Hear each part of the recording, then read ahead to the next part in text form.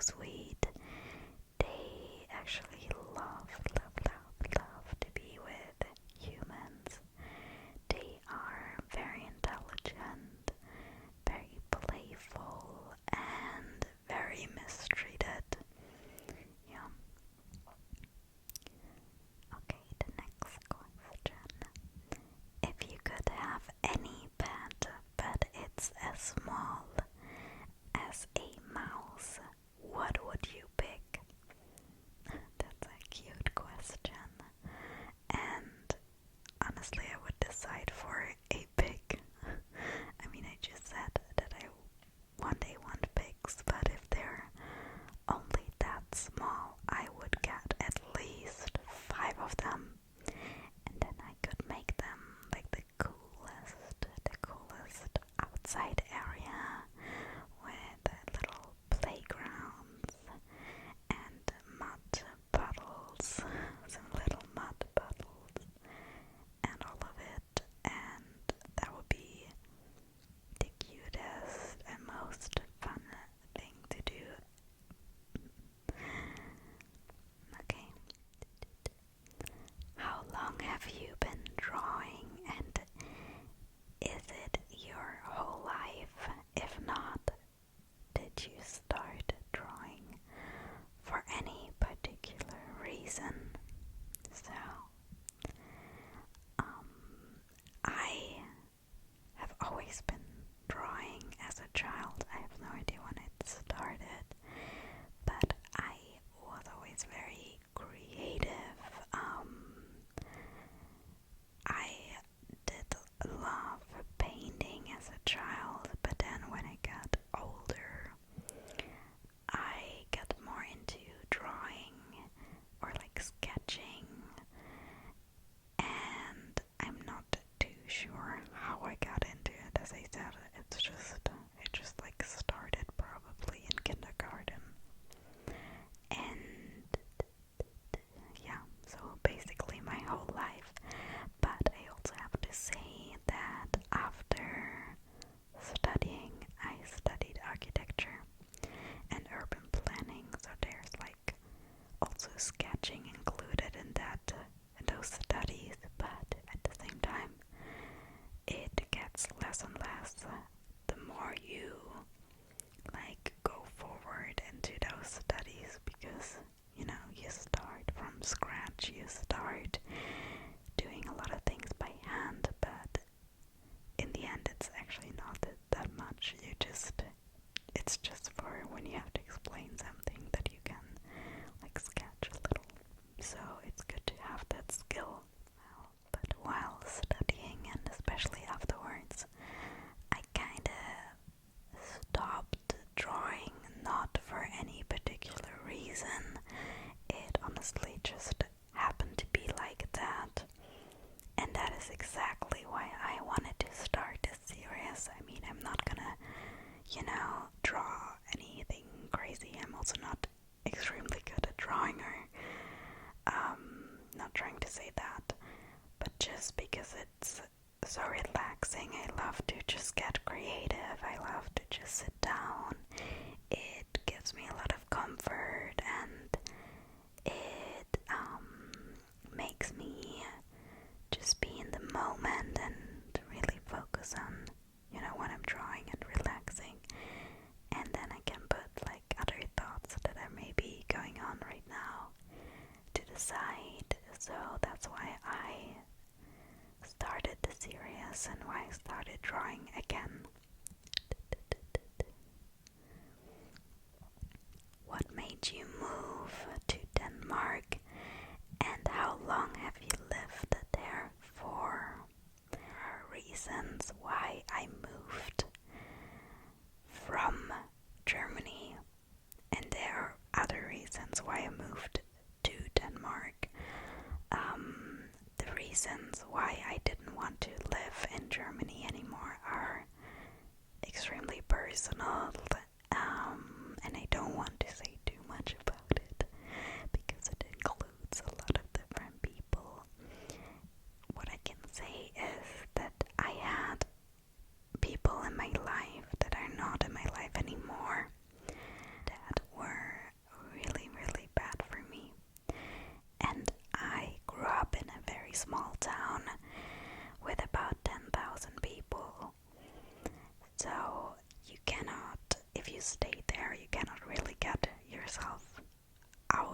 those situations if those people are still there and if everyone knows your story. So it was very, very draining and exhausting, especially since I also stayed there to study. So while studying, I realized I can't stay in that situation any longer. I also had post-traumatic stress disorder from multiple things. So for me, the logical thing was not only to move away into the next city, but just to have a fresh start in a new country. And since I traveled to Asia half a year before moving to Denmark, I knew that I can do it. I don't need anyone. I can do everything by myself. I got this, and if I want to, I will do it, and I will succeed in it. And then why I decided to move to Denmark was, first of all, because of architecture, because at that time, I still wanted to find a job in that field and maybe get into a master's somewhere. And Denmark is very known for architecture, and so that was part of the reason, but also because I really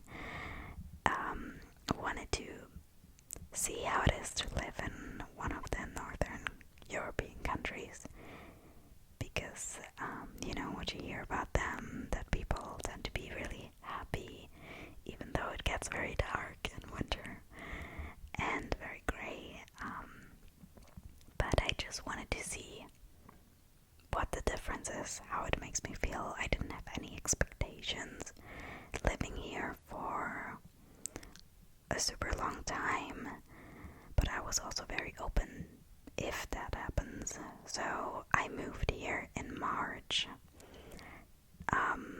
so 2024. So it will soonish be 2 years. And now, after almost 2 years, I started learning the language, and I am actually planning on staying here. And it was the right decision and the best decision I've ever made. Yeah, so that's my story about moving to a new country. Then the next question is there a country you want to visit at least once in your lifetime, and why? Oh well, there are so many countries I would think of right now. Japan is very high on my list. I would love to combine it with South Korea, but when I want to travel that far from where I live, I don't want it to be a 2 or 3 weeks vacation. I want it to be at least 2 months, because I prefer traveling by getting to know places rather than just, city hopping, which is also fine and understandable why people like that. That's just not really me. But of course, you need to have the time for that. So I don't have any active plans on doing that, but I know that I will do it at least once in my lifetime. But for Japan, I do not want to go alone. At least that's how I feel about it right now. I did Singapore, Malaysia, and Thailand alone, and then Indonesia with a friend. And I feel like Japan and South Korea, I would personally enjoy much more traveling with someone else, because in Malaysia, Thailand, Indonesia, and so on, probably also Vietnam, Laos, and Cambodia, Cambodia, where I haven't been yet, which is also on my list. But in those countries there are so many hostels, so many international people backpacking, and it's super easy to socialize, and you, even if you want to be alone, you will probably not be alone. So there was never a single point while traveling there where I thought, oh my god, I don't know anyone, what am I gonna do? I'm gonna be alone. Not a single second I thought that. But I feel like in Japan and South Korea it would be nice to go with someone to share that experience, because I think it's not the same compared to, for example, Malaysia and Thailand. Yeah, so that's what I feel about it. Also, I would like to go to South America, but also not alone. And I'm not too sure which countries exactly, because I would honestly love to go to almost all the countries. But also, again, no active plans to do so. Then I would love to do to have like a road trip through Norway, especially in the north. I've been to Norway, but only in the south, which is also incredibly beautiful, but I would love to go to the north. And the same for Sweden. But also like Australia and New Zealand are on my list, but yeah, that's like where I want to go. I'm honestly not interested in visiting the US at this point in my life. So it's not like I would never go there. It's more like I don't have to, you know. So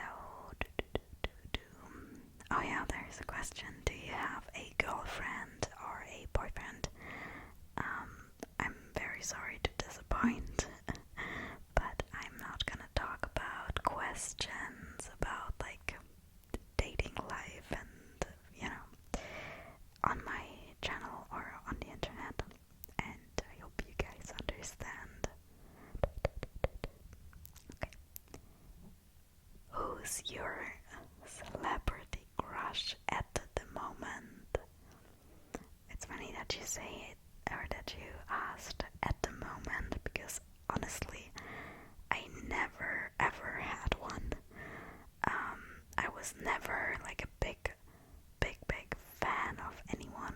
It's more like, of course, I like, I don't know, artists or actors and, you know, but I wouldn't say that I was ever like a huge fan of someone.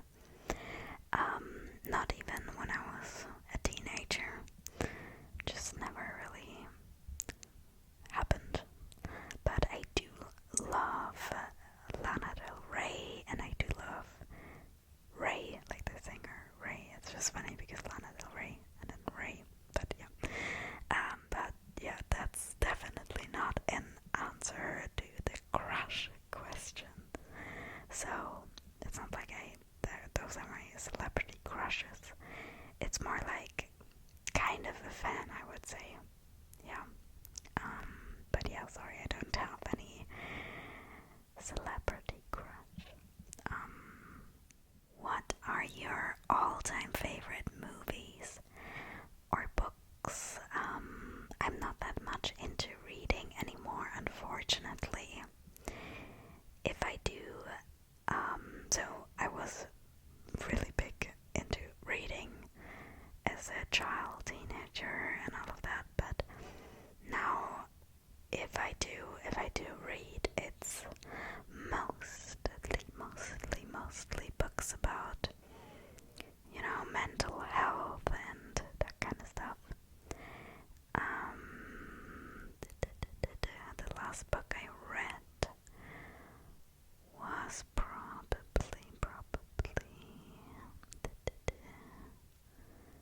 The Body Keeps the Score. I think that's how it's called. So it's a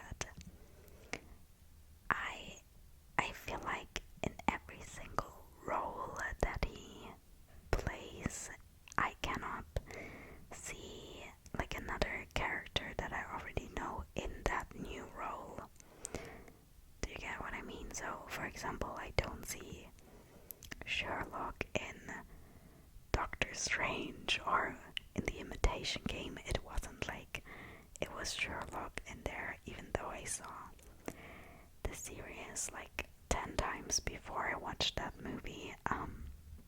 But that's just what I really like and what I think is super impressive, because you like he just sells the role and for what it is. And yeah, because I do have that problem with seeing a certain character, an actor or actress played before in a new role.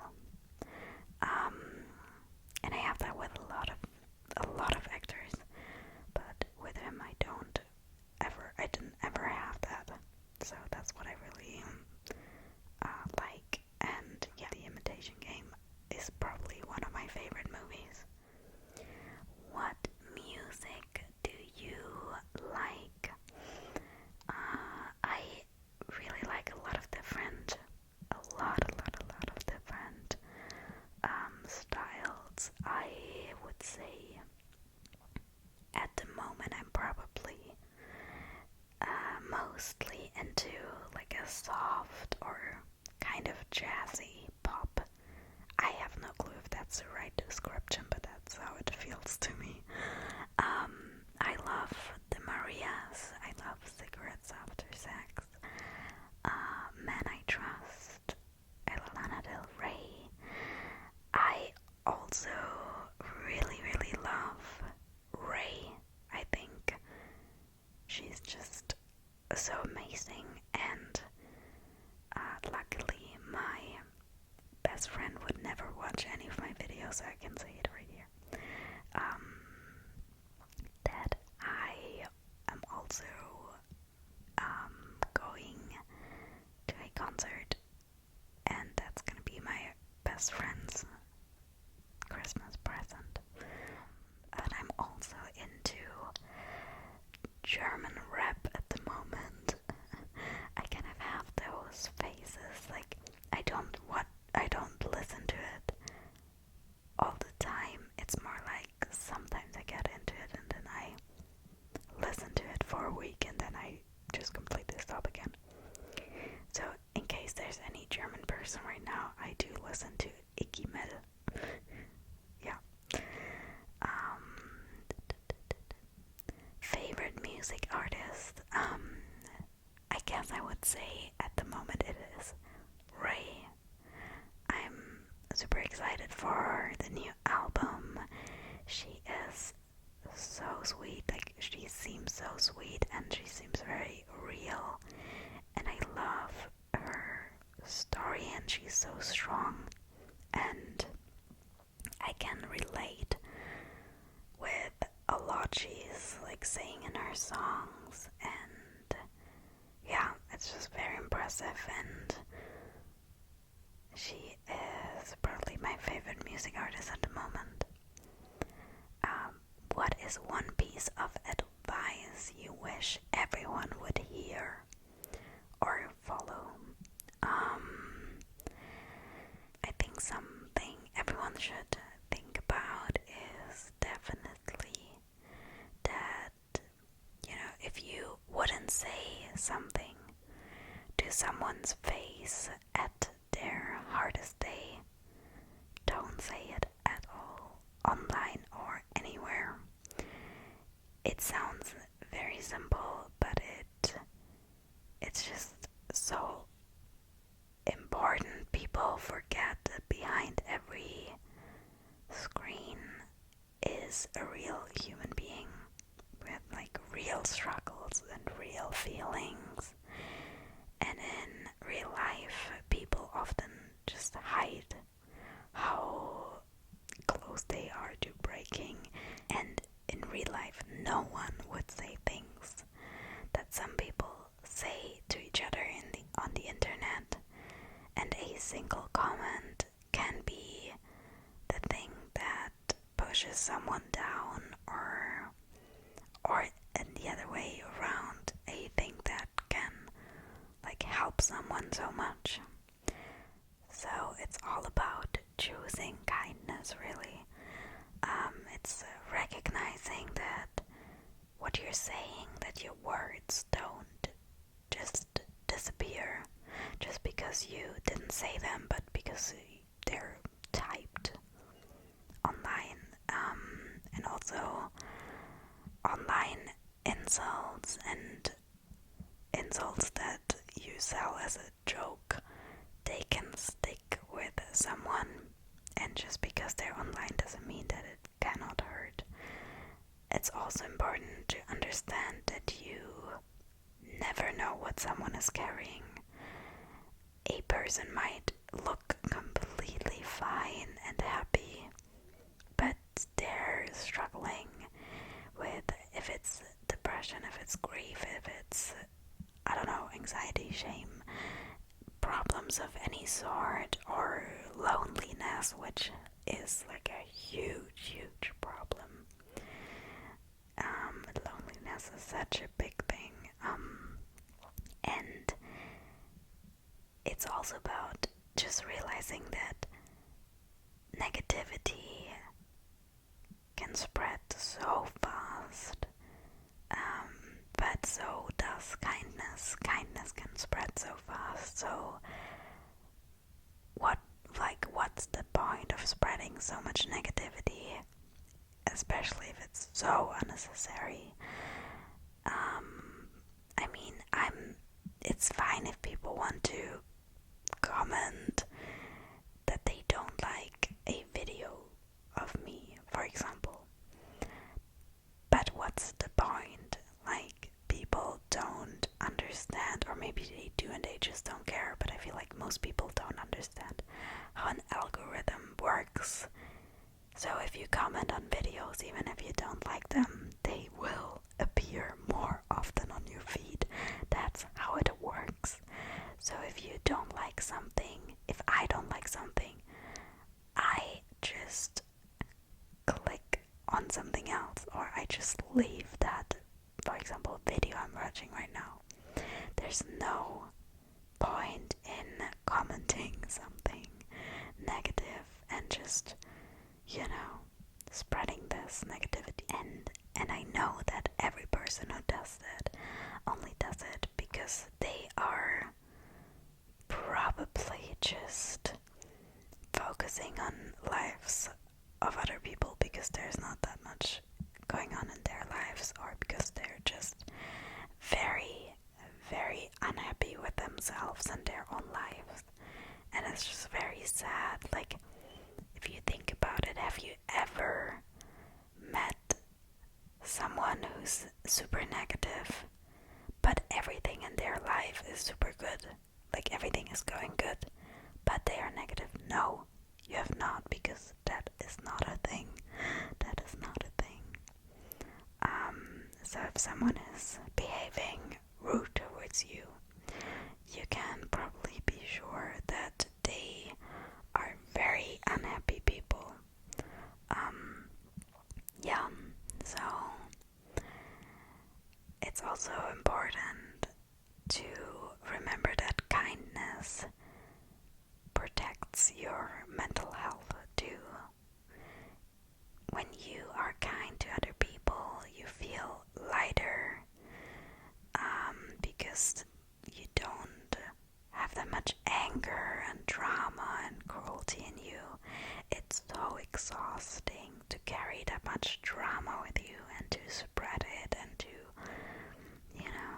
just make everything so much, not only for other people but also for yourself. And just leave people better than you found them. I think that's like a good rule.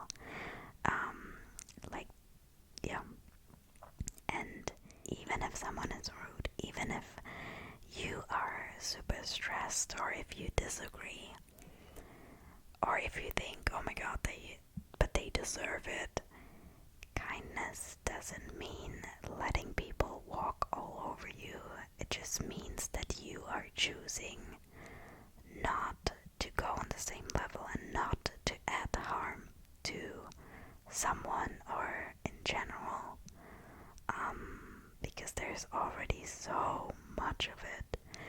And it just needs more kindness in this world, and not all those angry little people on the internet.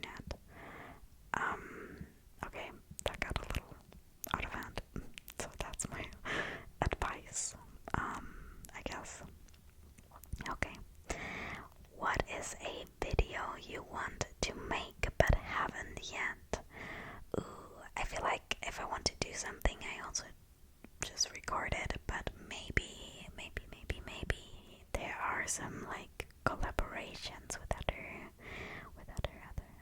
ASMR creators, maybe with some friends, like friends out of my real personal life, offline life. Maybe. I know that some might be up for it, but it's also a little difficult since I record in the night because it's too loud if I record during the day, so I'm not sure how that would work. But that's maybe something I'm gonna do one day.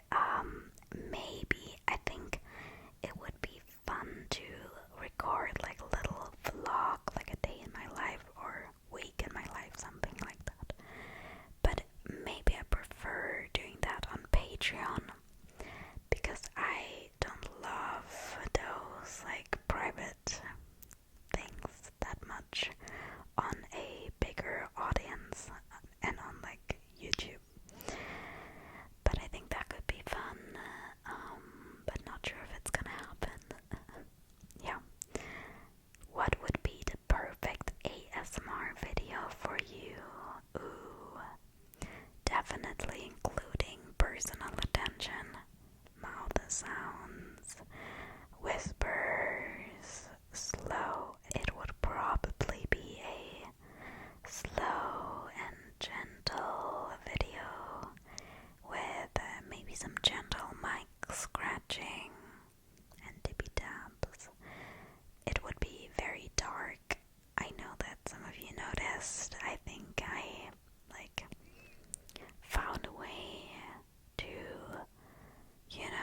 just lower the brightness of my videos, and I think it improved in that way a lot on my channel. And I personally cannot watch videos where it's like super bright because I have very sensitive eyes, and I know that a lot of you also feel like that, so I changed it over the time. So that would also be something that my perfect ASMR video would include. So it would be very dark. It would be probably minimum 25 minutes long.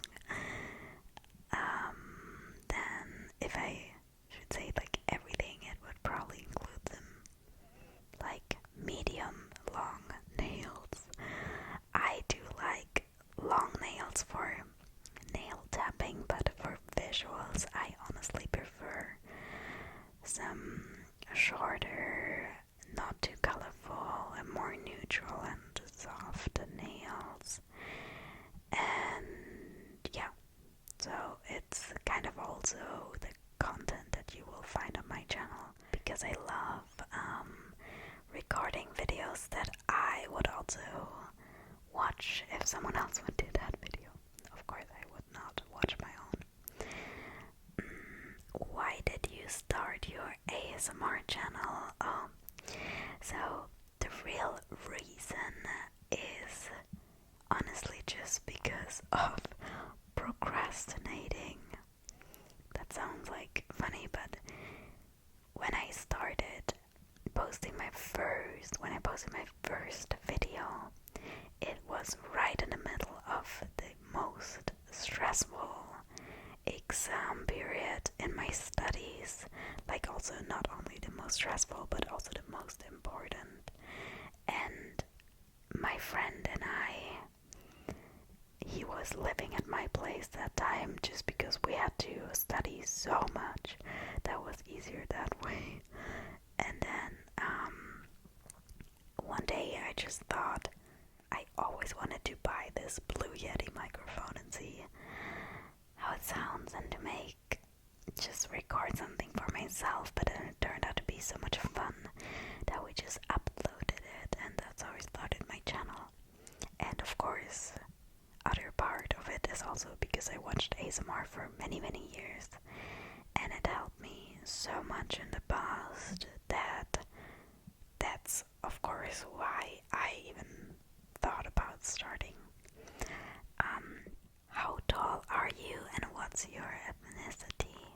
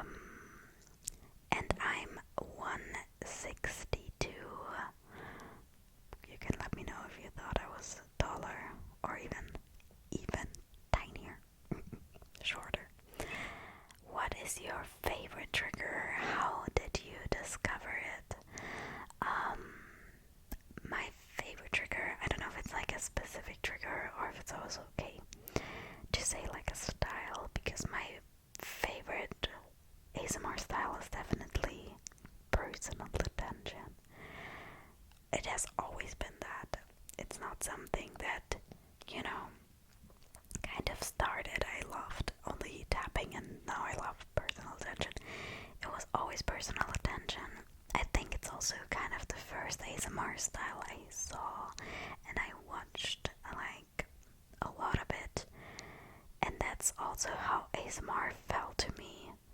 Like it always felt like I got the most relaxation when watching Personal Attention years and years ago already.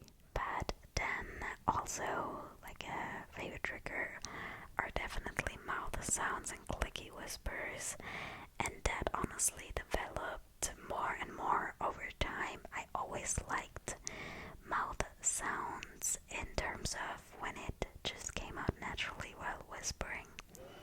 But now I really think it's so relaxing to also have some pure mouth sounds videos or combined with other triggers. But that is something that developed after, like, over time. What do you ramble about when you are doing inaudible whispers? So, usually, if I have like plans on the next day, or if something funny happened, or if there's something I'm overthinking about at the moment, then that's what I'm just rambling about. And I tend to overthink. So there's a lot to talk about all the time, and that's what I'm talking about. And for most of the time, I really hope that no one can understand what I'm saying. Because yeah, it's all over the place.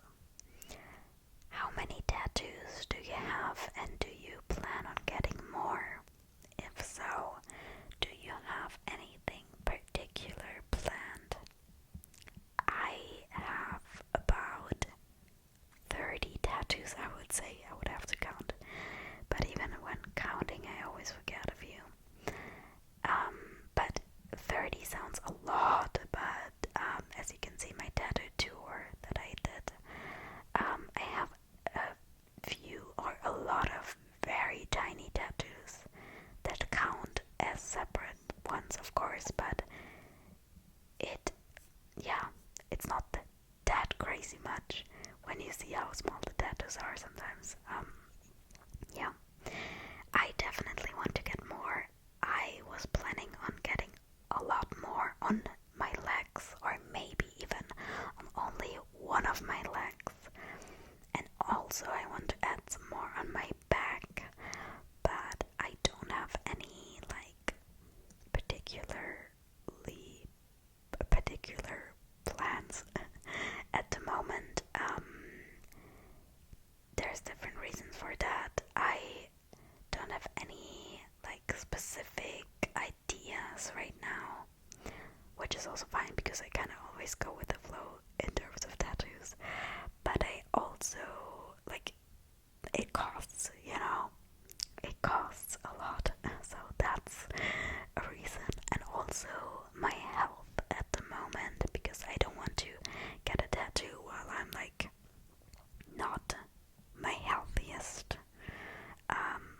Yeah, that's just how it is right now. What's a tattoo you really want but are too scared to get? Oh, there isn't one. If I really want a tattoo, I get that tattoo. There isn't a specific one that I really want to get at the moment though. So yeah, I would say if there's a tattoo I really want, I'll get that tattoo. And I'm not like scared of it. There were tattoos that were kind of bigger, and then after thinking a little bit about it, I decided against them. Not because I was scared, but because I was like, okay, maybe this is not the vibe. But I don't think it has to do with being scared of it. Yeah. And then the last question is, what advice would you give to someone who is contemplating getting a tattoo? Oh, I guess what you have to say is think long term. This will stay with you. I mean, you can, of course, get it removed at one point, but usually they stay with you. But honestly, I for myself just did what felt right in the moment, because that's just me, but that really depends on what kind of person you are. So I don't think there's like a general thing to say. Of course, maybe a is that placement matters a lot. You have to be sure when is it gonna be visible? Do I want it to be visible all the time? Do I want to have it at a place where it's maybe more like feels more personal because not a lot of people will see it, and maybe that's like a good start of getting the first tattoo, I would say. Do your research on who's the artist and choose someone who has a style that you like, so don't just go with an idea that you saw, I don't know, on Pinterest to someone who does a completely different style usually.